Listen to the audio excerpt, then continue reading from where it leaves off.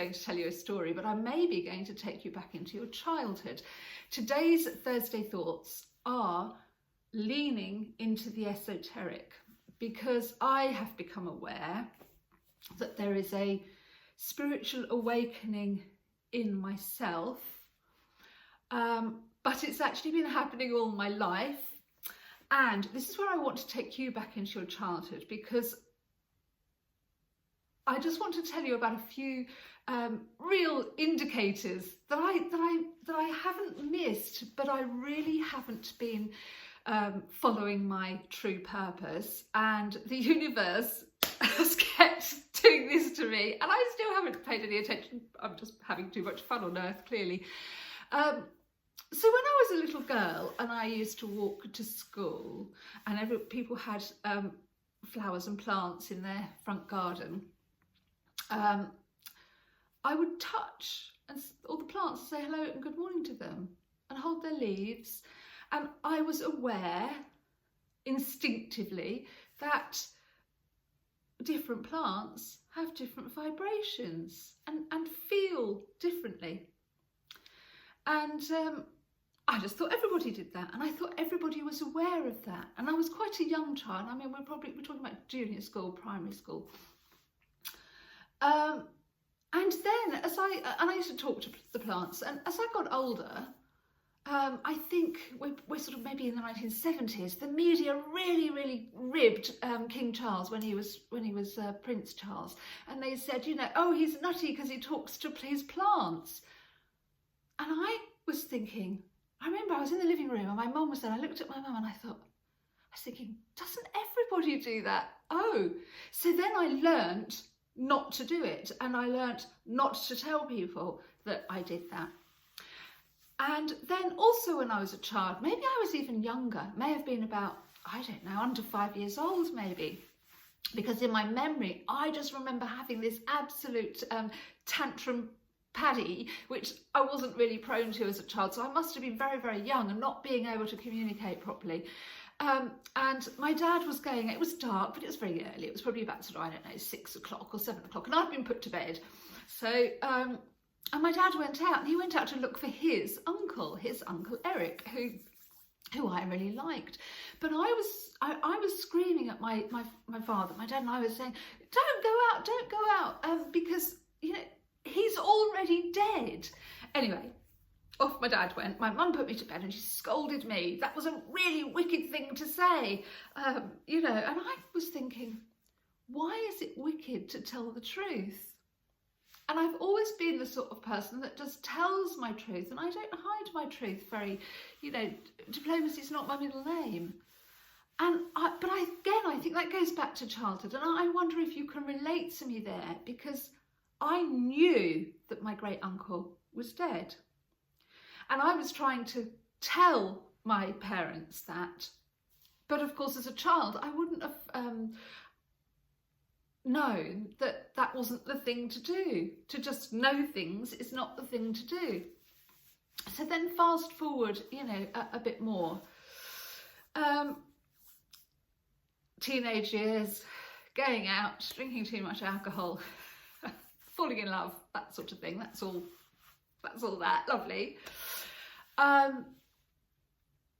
But then what happened is I had my first, what I would call, real alignment from the universe. I want to know, you know, I want you to think about your childhood and think you probably had those experiences. Maybe you were very young, maybe you were slightly older, but you can remember having a sense of clairsentience or clairvoyance, or just I don't know what the surname of the Claire is, where you just know, the sense of knowing, and you don't know how you know. So, you know, at school, for example, and I know my son was caught out like this in maths, because he could do his maths, but he couldn't show how he worked it out, because he just knew the answer. And I think I was like that. I didn't struggle with the maths. I struggled with explaining how I'd got the answer, and I was thinking, I just thought, this school system, you know, it's making everything so. Why is it making everything so complicated? And I know that my son felt like, you know, everything in life was there to try and show him up and trip him up and make him feel bad. And actually that wasn't the case. It's just that what we'd been doing is closing ourselves down. So anyway, in my mid-20s, I had been working in London in the film industry. So I was getting up in the dark, getting on a train, going on the Underground in the dark. In those days, edit suites were really dark, sitting in an edit suite, really dark, commuting home again. And one winter, I didn't see the light of day, and I got SAD syndrome. And that, when we're suffering, whether it's physical, mental or emotional pain, it's often if it's physical pain, you know, it's a message and it's coming through our bodies. And if it's emotional pain or psychological pain, we should listen to ourselves, because one of the harmful things is us trying to squish into society's norms and behave in a way that actually is quite distressing. And I think it's becoming more distressing to more people. So as we see the rise of ADHD, we see the rise of all sorts of mental health problems, we need to be looking at them as a healing journey rather than as something wrong with the person. It certainly is a dis-ease, but the dis-ease is a message, and it's telling us that our environment is wrong, that we're, you know, we feel like we're in the wrong time and place. And that happened to me, and I was, because I wasn't getting sunlight, you know. But although I kind of knew that, I didn't apply it straight away because of the pressure and the ego saying, I want to work in the film industry, and, you know, I'm doing this and I'm doing that, and actually not listening to my body at all. So I want you to sort of think about, oh yes, there have been times in your life when that's happened. And maybe just, yeah, I mean, there's a modern sort of modern zeitgeist of journaling, which is really useful, actually. I have my ego has blocked to journaling because we used to have to do it at school. It's not about our feelings, but about what have we seen on the way to school. And I couldn't mention, oh, I saw all these plants I was talking to. I couldn't say things like that. So I had to deny myself from a very early age, and I think this is resonating with you. So I did change my career, and I studied aromatherapy and massage, and I was very, very lucky because an amazing woman who was a retired nurse called Mrs. Brooks taught me massage on a Saturday morning, therapeutic massage at the local college. And she also taught us Reiki, and she was like, you don't really need to go on a Reiki course. I went all the way to Japan to do this, but actually, and she was just spreading this information about energy healing. And so effleurage of the body is at skin level. And she would just say, Rise, you bring your hands up just an inch. And now feel, and does it feel different? And again, that's not Reiki, by the way, but she would also have us moving and dancing and moving our hips as we massage, so that we didn't take on anyone's illness into our body. But during those years, I became more and more sensitive. So often, if I had a pre-sensitivity or precondition in my DNA, I would be picking up people's illnesses and aches and pains. But a rather amazing thing happened. Oh, and there's a tip that I was told by Fred Steele, who was an acupuncturist in Bedford, absolutely wonderful guy. He said, right, here's 2 really simple tips. If that's you, if you're doing energy work with other people in any way, or you're doing massage or therapies, and this includes facials and beauty therapies, I guess even hairdressers, you're really taking that energy from people. Run your wrists under cold water in between every client. And he did encourage us to wear a white beautician's or clinical coat, or I've noticed now that scrubs in hospitals aren't white, but nurses used to always have big white aprons on. There's a reason, because white reflects light, so it reflects energy, and you want to be reflecting energy and not taking it in from sick people. So they're two things that, you know, you could listen to that and go, oh, that's bonkers. And then you could listen to it and go, well, of course it's not, because that's how frequencies work. And metaphysicists, you know, and physicists know now and are really beginning to understand. Scientists are sort of catching up with this intuitive knowing, in the sense that they're beginning to prove and know and affirm that we are molecules vibrating on a frequency, a range of frequencies, and our range of frequencies, because, you know, we're quite solid, but we're not as solid as that wooden table, which is denser, and the molecules are moving slower and more dense. So everything on Earth is just molecules vibrating in a range of Earth frequencies. I didn't know how to articulate that when all these things happened to me. Now we're going to go even deeper. So deeper into the esoteric experiences, that I want you to cast your mind back to think, did you have experiences like this? So I was a therapist, I was an aromatherapist, and I had referrals from the Luton and Dunstable Drug Helpline, and we are talking in the early 90s. And I had referrals from the police, from people who were, you know, for policemen and women to come to me for relaxation and therapists, because obviously that was a very stressful job. I don't know if HR departments look after people in the same way as they did then. But I had a little room with my friend Shirley Smythe, who was a reflexologist, and she was a very healing person, but she came into work one day and she brought a leaflet in, and it said National Federation of Spiritual Healers, and she said, oh, I'm going to do that, you should think of doing this. And I thought, she's gone mad. I'd never heard of anything like it. I just had not heard of anything like it. But I loved Shirley and I loved her energy, and I thought we had this sort of healing space really, really strongly because of her energy. And I think for years I felt that everything that came into that room was Shirley pulling it in.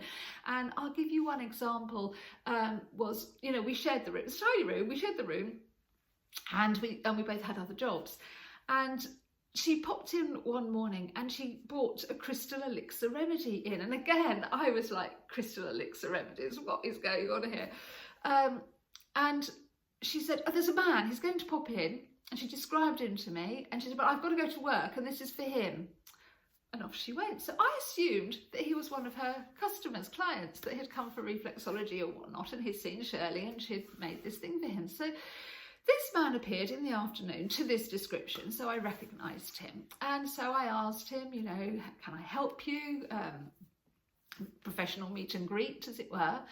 And got talking, and he was talking about his different ailments and whatnot. And I thought, and I said, oh, actually, I've got just the thing here for you. And I gave him this remedy, and he put some money on the table. And I still just assumed that he was Shirley's client and he was expecting this remedy.